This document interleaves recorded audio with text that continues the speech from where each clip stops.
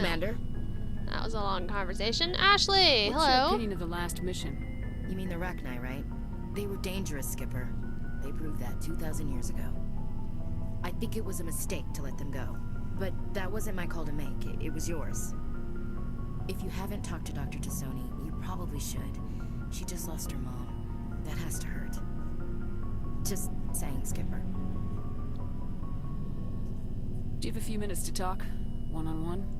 Sure, if you have time. Figured you'd be busy with tactical briefings and whatnot. Don't know what I think about us attacking today, of all days.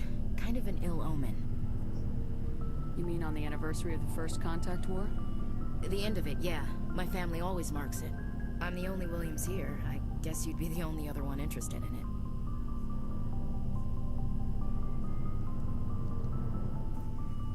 Seems like an odd thing to celebrate. That was 26 years ago.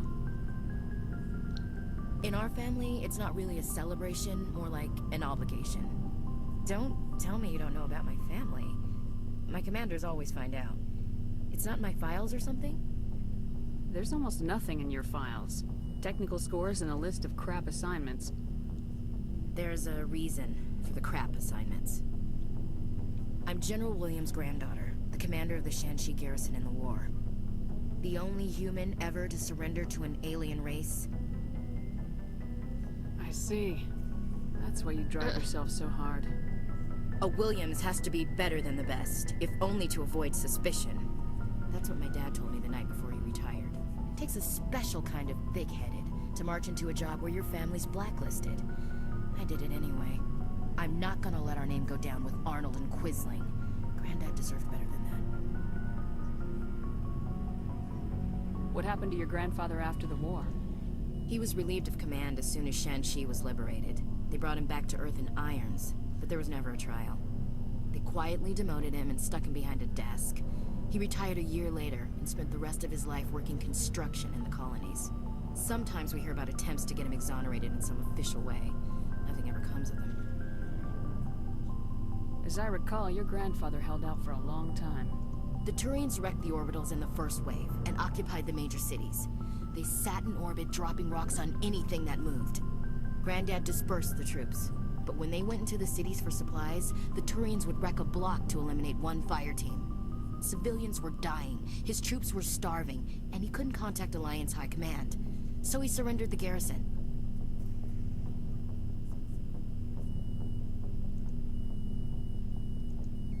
He That refused makes to sacrifice his perfect men sense. just to save face Like- for humanity. You planning to throw yourself on a sword to save face for him? Would it make a difference? He's gone now. Dad's gone too. And who would it impress? I'll never be good enough for the Alliance.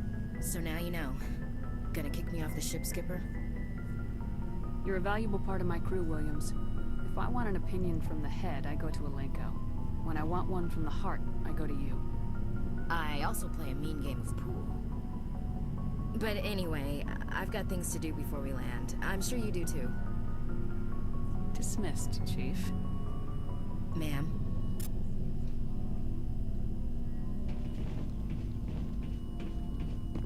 Okay. Commander, Garrus. good to see you. You've been with CSEC a while. Have you seen much action? Well, not as much as you, but yeah, I've seen some interesting things. I bet you have. Anything in particular that stands out? I remember this Solarian geneticist I was sent to investigate. That case was a bit disturbing.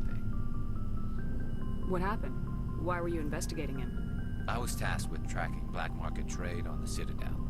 Most of it harmless, nothing I needed to pursue. But during the course of my investigation, I noticed an increase in the trade of body parts, organs mostly. We usually get a few of those, but not the numbers I was seeing.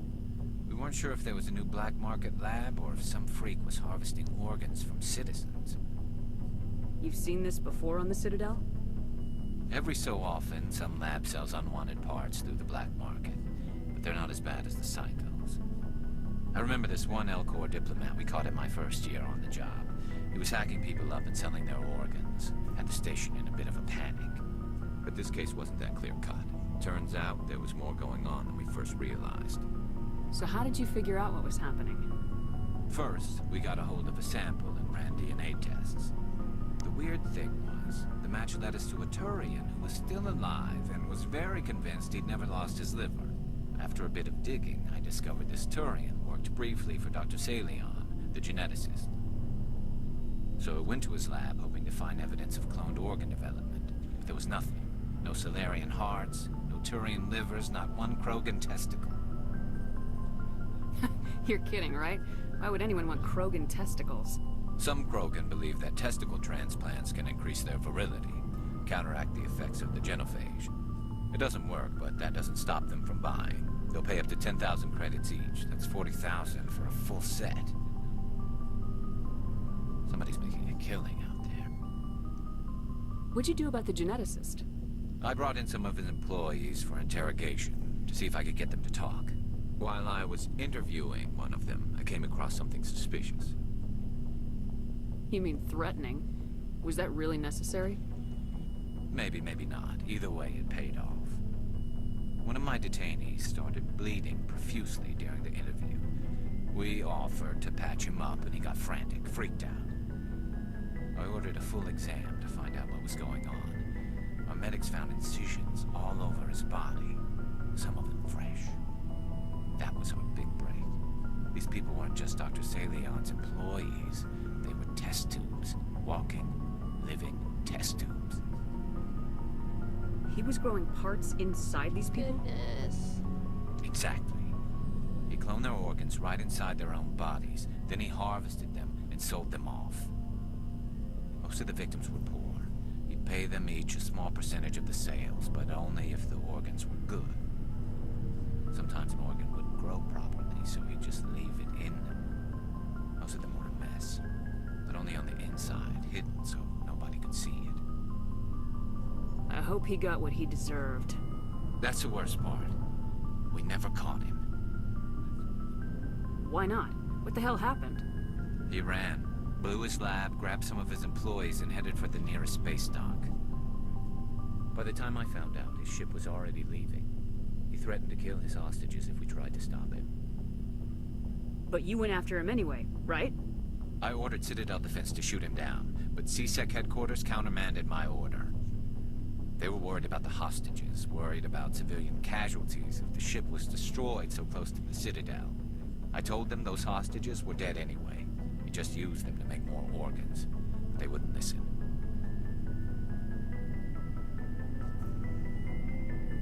It's not worth the risk. You pursue the vessel and disable it. That's the best choice. They sent the military after him, but he got away just the same. Yes, they did. I went to Patton and told him what I thought of him and his policies. He said if I didn't like it, I could quit. Well, I almost did. All they had to do was disable that ship, stop him from running. Maybe the hostages die, maybe they don't, but at least we stopped the bastard responsible for it all.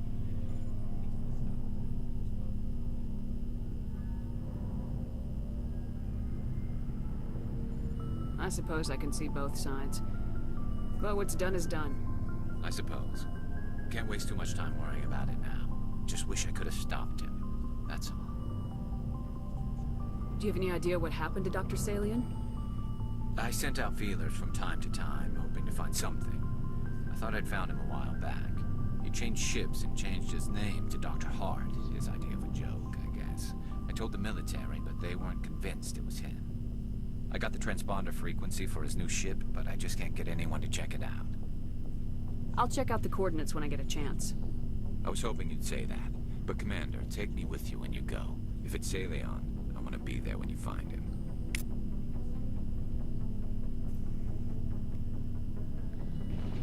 Oh, sick. It's really sick. Alright, now we just gotta do some talking to Tali. Shepherd, I'm glad you're here. Good to see you smiling again, so to speak.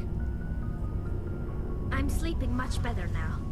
I guess I'm getting used to how quiet your ship is. I still think a lot about my pilgrimage, though. I know Steren's our top priority, but with all the worlds we go to, I was hoping to find something to bring back to the flotilla. We've still got a long way to go. You'll find something to take back. Yes, but it cannot just be some derelict ship my people can use for salvage. It has to be more than that. There's a lot expected of me. What's so special about you? It's my father. He's the senior member of the Admiralty Board. He's one of only 5 people who can overrule the decisions of the Conclave for the good of the migrant fleet. My father is responsible for the lives of 17 million people. Our entire race is in his hands, and I'm his only child. So are you some kind of heir to the Quarian throne or something? No, it doesn't work that way. My father's position isn't hereditary. I'll probably never serve on the Admiralty Board myself. Officially, I'm just the same as any other citizen. But it doesn't work that way in practice. People have always treated me differently because of who my father is. You must get all kinds of special privileges. I probably had it easier than most growing up, but it's not all good. People like my father have enemies, and they're not above using me to get to him. It must be tough on you.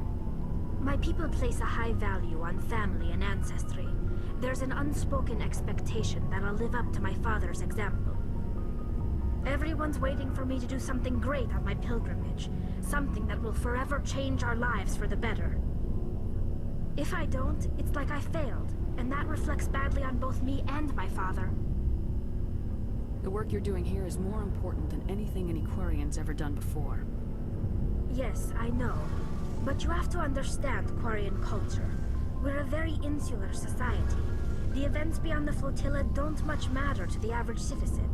Our greatest dream is that one day we'll return to our homeworld and drive out the Geth. But even if we stop Saren, that's not going to happen.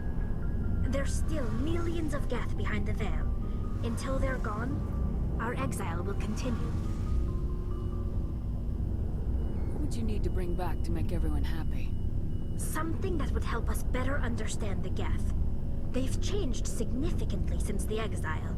They've continued to evolve. We've done our best to study them, but it's not easy. They're very reclusive. Until recently, they never went beyond the borders of the Veil. And all the Geth we run into now are under Saren's control. We'd need to find Geth operating on their own, independently. But I don't want this to get in the way of our mission, Shepherd. First, we stop Saren. Then I'll worry about my own problems. What was your father like? It wasn't easy growing up as the daughter of one of the Admiralty. Even before he joined the board, he was a prominent figure. People looked to him for leadership.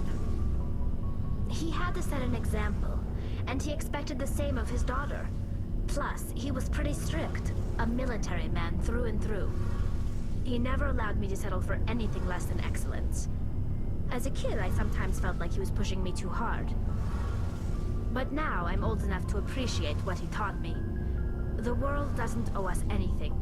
If we want something in life, we have to earn it. Where was your mother in all this?